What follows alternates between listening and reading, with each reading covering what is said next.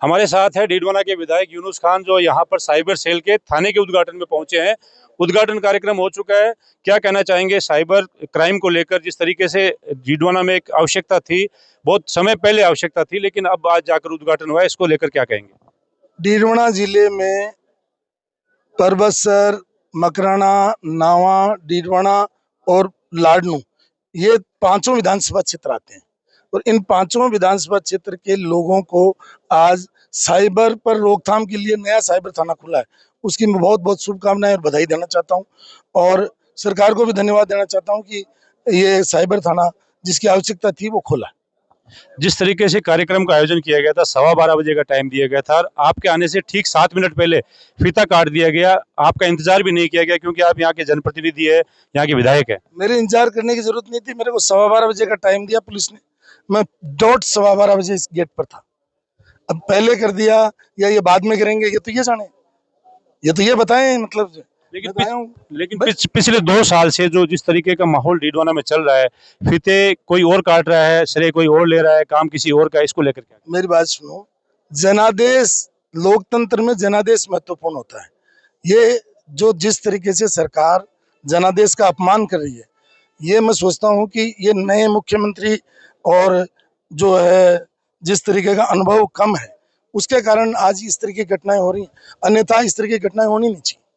ये केवल डीडवाना में नहीं है, लाडनू में भी है, मकराना में भी है, आगे भी कई विधानसभा क्षेत्रों में पूरे राजस्थान में देखा जाता है कि भारतीय जनता पार्टी के हारे हुए प्रत्याशी फीता काट जाते हैं, सरकारी कार्यक्रम में भाग लेते हैं, स्थानीय जो जनप्रतिनिधि होता है, चाहे किसी पार्टी का हो, भाजपा को छोड़कर, वो बैठे रह जाते हैं। ये जनता का सीधा सीधा अपमान है, क्योंकि जनता चुनने वाली जनता है और जनता जिस व्यक्ति को चुनती है लोकतंत्र में, वही असली जनप्रतिनिधि होता है, जिनको जनता ने ठुकरा दिया।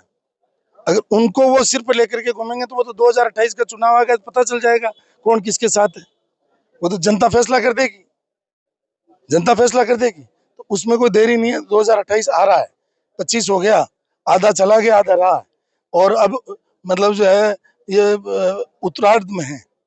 उत्तरार्ध में अभी से हवाएं चलने लगी, तो मुझे लगता है कि ये जिस तरीके से सरकार कर रही है, उस सरकार को पुनर्विचार करना चाहिए कि हम जो जनता का अपमान कर रहे हैं, तो जनता आने वाले समय में हमारे सामने ही खड़ी हो जाएगी, क्योंकि जनता ने जनादेश दिया है, कोई व्यक्ति ने तो दिया नहीं है।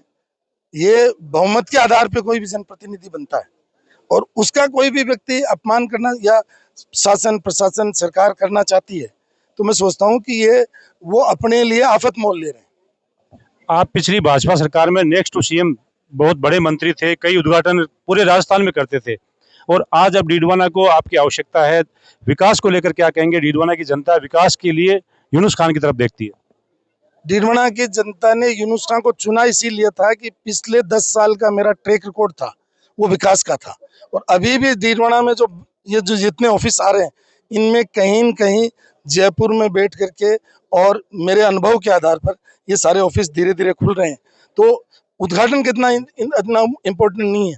जिस तरीके से जिला कलेक्टर ने कहा कि भाई मतलब जो है डीडवाना को अगले 2 साल में हम मतलब स्ट्रेंथिंग करेंगे, तो उनकी स्ट्रेंथ ऑफिस होंगे और ज़्यादा से ज़्यादा ऑफिस कैसे आए, पीने का पानी, बिजली, शिक्षा, चिकित्सा, सड़क, ये सब कैसे आए, उसकी ओर मेरा पूरा फोकस है।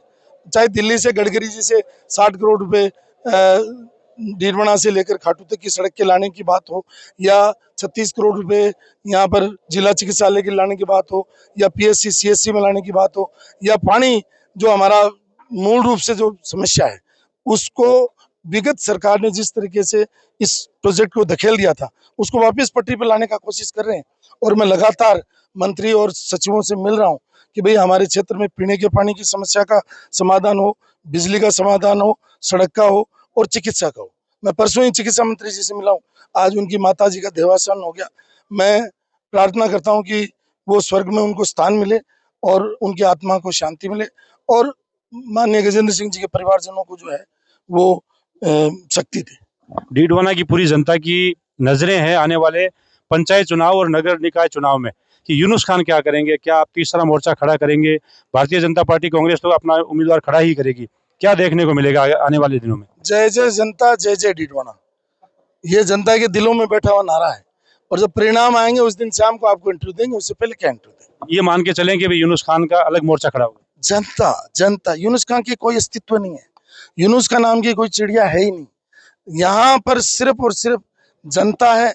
जय जनता और जय डीडवाना। डीडवाना का मान और सम्मान बढ़ना चाहिए, डीडवाना की जनता का मान और सम्मान बढ़ना चाहिए, वो महत्वपूर्ण है। हमारे कोई महत्व नहीं है, क्योंकि हम जनता के द्वारा चुने हुए व्यक्ति हैं, उनके सेवक हैं। हमने कभी भी नहीं लिखा कि मैं विधायक हूँ या मतलब जो है मैं कोई नेता हूँ। हम सेवक हैं और सेवक का काम हमेशा सेवा करना होता है। एक अंतिम सवाल पूछना चाहूंगा, जैसे अभी 2 दिन पहले माली समाज का कार्यक्रम हुआ, भवन का उद्घाटन हुआ था, वहां पर भाजपा और कांग्रेस के दोनों प्रत्याशी रहे, दोनों हारे हुए प्रत्याशी वो मंच शेयर करते हैं। यूनुस खान के साथ कांग्रेस वाले भी शेयर नहीं करते, यूनुस खान के साथ बीजेपी वाले भी शेयर नहीं करते। ये असमंजस क्यों? दोनों की नहीं बनती या तीनों एक जगह नहीं आना चाहते? माली समाज को नया भवन बनाने के लिए तो मैं बधाई देता हूँ, और एक दिन पहले मैं आकर के गया था और उन्होंने मुझे निमंत्रण दिया। मैंने कहा भाई मैं आपके प्रोग्राम में नहीं आ सकता, तो उसके लिए मैंने पहले ही उनको शुभकामना प्रेषित कर दी। और उनकी एक मांग थी, हमारे सोलंकी साहब खड़े हैं, चेयरमैन साहब, और ये सब माली समाज के हमारे पंकज और ये सब लोग खड़े हैं। इनकी एक मांग थी कि जो हमारा स्कूल है इसमें विकास के लिए आप पैसे दीजिए। इन्होंने 9 लाख रुपए की राशि मांगी थी, तो वो 9 लाख रुपए की मैंने उसी दिन कार्यक्रम में बना करके स्वीकृति के लिए भेज दी। तो मैंने उनको मौके पर जाके बधाई दी और उसके बाद में उनकी जो डिमांड थी वो पूरी कर दी। बाकी आपको भी पता है माला सापा और स्टेज का यूनुस खान को शौक नहीं है, आपको भी पता है, सबको पता है। मैंने जो सवाल किया उसका जवाब दो। भाई देखिए, चेतन जी और जीतू बना दोनों मंच शेयर कर लेते हैं, लेकिन आपके साथ नहीं करते। वो तो दोनों एक ही हैं, शेयर क्या करते हैं, सब जानती है, पूरी जनता जानती है। हनुमान बेनीवाल भी आरोप लगाते हैं कि कांग्रेस बीजेपी नागौर में मिली हुई है, मिलकर मुझे हराने का काम करती है, वैसे ही आप कह रहे हैं। नहीं नहीं, मैं तो दोनों को हरा करके आया हूँ भाई, हनुमान भी दोनों को हरा के आया है। तो मतलब वो तो जनता का निर्णय है भाई, उसमें तो मतलब मैं क्या कर सकता हूँ। वो तो जनता ने हनुमान बेनीवाल मतलब जो है जीता है, हरा करके तो जीता है किसी न किसी दल को। मैं जीता हूँ तो हरा करके ही जीता हूँ। तो ये जनता की विजय है, और मैं फिर कहूंगा नहीं ये मेरी विजय है, नहीं ये हनुमान की विजय है, ये नागौर और डीडवाना में जनता की विजय है। आने वाले समय में यूनुस खान का कौन सा रूप जनता के सामने दिखेगा? यूनुस खान का रूप सेवक का था, सेवक का है, और जन सेवा करने का ही रहेगा। मेरा कोई रूप बदलूंगा नहीं, क्योंकि अब मैं 60 साल का हो गया, और 60 साल के बाद में कहते हैं लोग बदलता नहीं आदमी। तो मेरा काम है जनता की सेवा करना, उनको सेवा देना, और उनके दुख में, सुख में और विकास में सहयोगी बनना। तो ये थे डीडवाना के विधायक यूनुस खान, जिनका कहना है कि उनका एक ही ध्येय है, एक ही मकसद है, डीडवाना की जनता का विकास। और जय जय जनता, जय जय जनता बार बार ये कहकर ये कह रहे हैं कि डीडवाना की जनता का फैसला ही सर्वोपरि है और वही इन्हें मान्य है। अब देखते हैं कि आने वाले जो चुनाव से पहले का समय है वो कैसे निकलता है। भारतीय जनता पार्टी, कांग्रेस और यूनुस खान के बीच में क्या कंट्रोवर्सी देखने को मिलती है। सहयोगी अबरार के साथ हनीफ खान।